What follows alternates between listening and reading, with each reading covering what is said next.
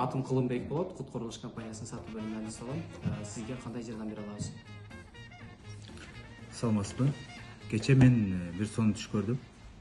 Түшүмдө Кут Курулуш компаниясынан 35 000 рубльга келишим түзүп аттым батирге.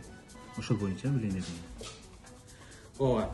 Кут Курулуш компаниясынан чындыгында эле сиздин түшүңүздөгүдөй баштапкы төлөмү жок, эч кандай пайызсыз, узак мөөнөткө бөлүп төлөө шарты менен алсаңыздар болот. Кут Курулуш компаниясы үйлүү болуу дагы да жеңилдеди.